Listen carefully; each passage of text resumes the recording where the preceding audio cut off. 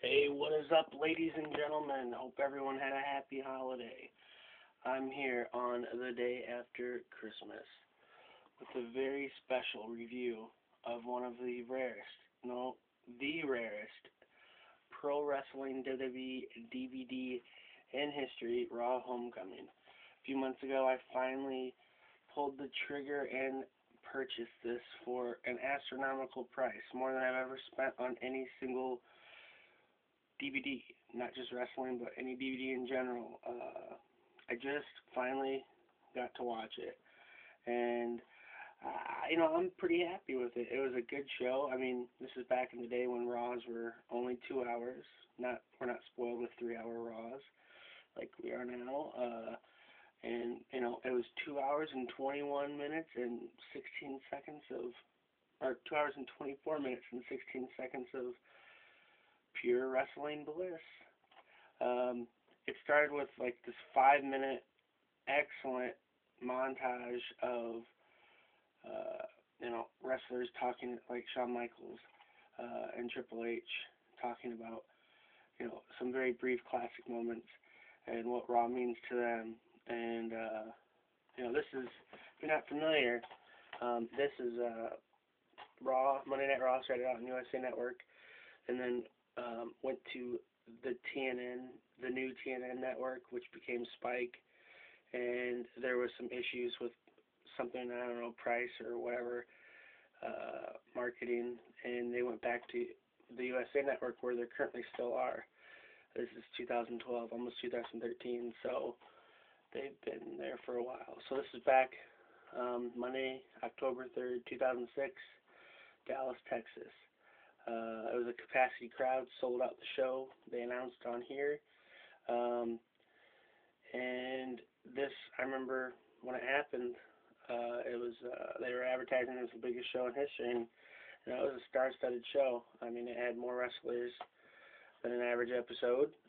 It had more classic superstars than an average episode. Like I was saying, it opened with a really great little 5-minute montage. It was like a countdown to Raw Homecoming. There was a phenomenal opening contest between Shawn Michaels, the Heartbreak Kid, and his opponent, Kurt Angle. This coming right off the SummerSlam with Shawn Michaels versus Hulk Hogan. So, Shawn Michaels had regained his smile. That was a bad joke. Kurt Angle was one of the top heels at the time in WWE, and it was just a phenomenal back and forth match. The one thing about having a gimmick match, like an Iron Man match, it was a 30-minute Iron Man match, is, it kind of takes away, these guys don't lose on average, but, each lost twice in the rubber match. So, the 4 falls and, a 30-minute time for 2 of the most iconic superstars in history is kind of a weird thing to do. But, it left the fans, knowing, they weren't expecting it. I think they were expecting it to go to an immediate draw. Now, it ended in a draw, and that pissed people off. Shawn Michaels wanted the sudden death. Spoiler alert. If you haven't seen it, then sorry. But, Kurt Angle did the classic heel thing, and I don't want any of that, and he walked away. Then we had a back-to-back gimmick match. We had Matt Hardy versus Edge in a Money in the Bank ladder match. Loser leaves Raw. There's been hours and hours and hours of wrestling. I cannot remember exactly if there was a Money in the Bank pay-per-view yet. I know there wasn't a pay-per-view, but I don't think it was at Mania yet. I'm probably wrong. They didn't explicitly say it was. I know Edge won the first. Ken Kennedy won the first Money in the Bank.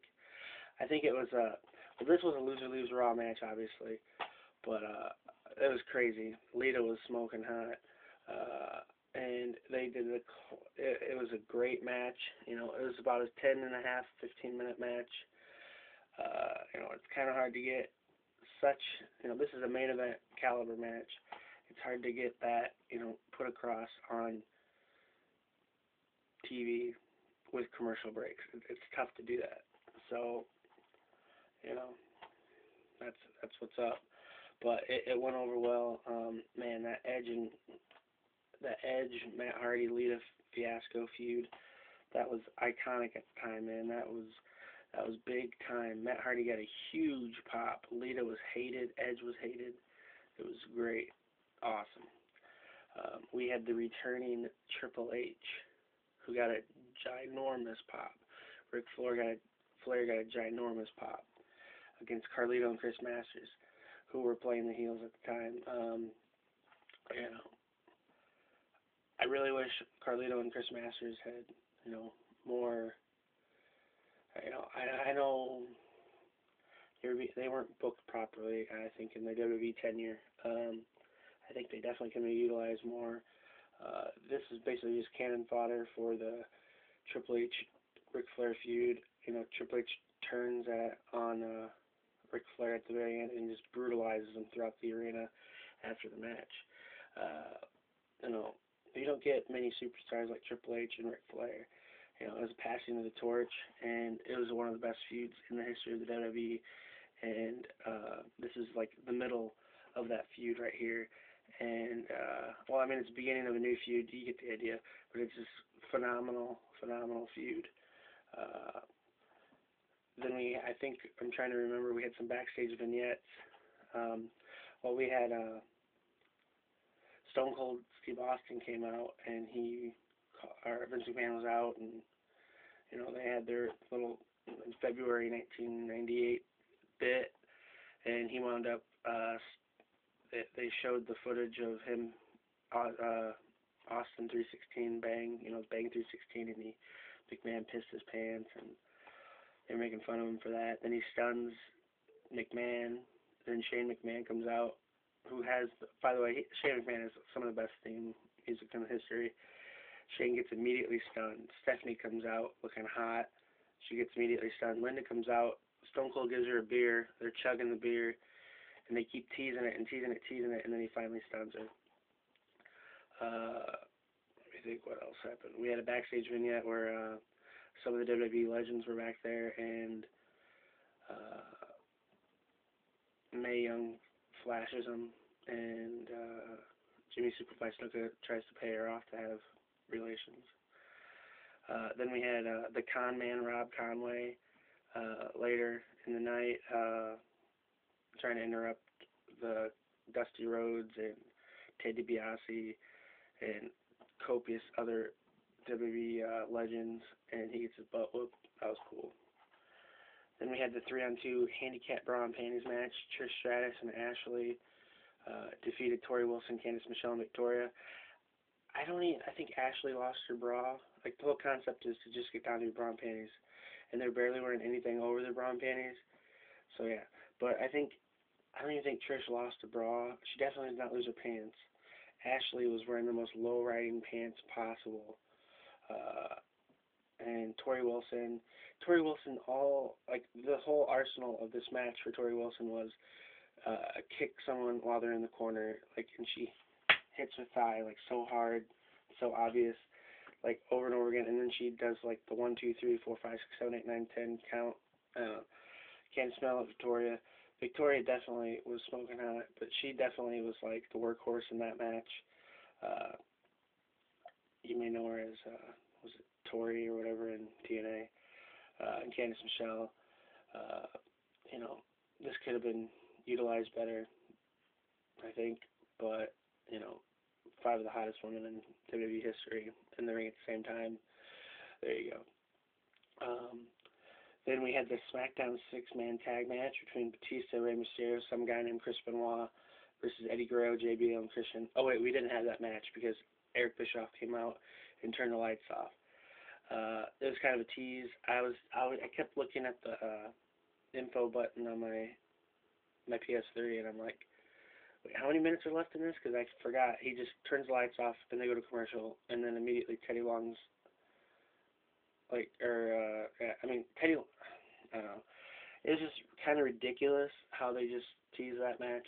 They just wanted Eric Bischoff to get massive, copious amounts of heat. It was just a waste.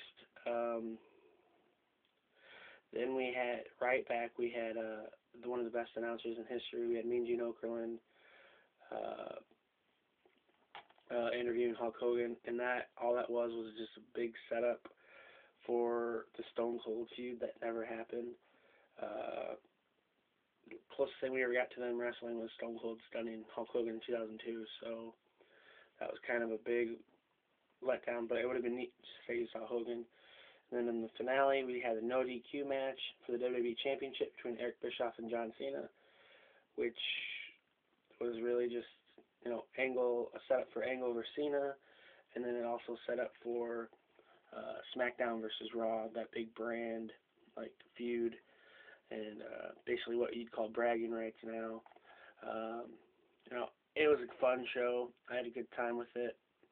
I hadn't seen the show in years and years, except for some clips here and there on YouTube. But it was fun. It was kind of fresh to me because it's been years and years. A lot of iconic superstars were there.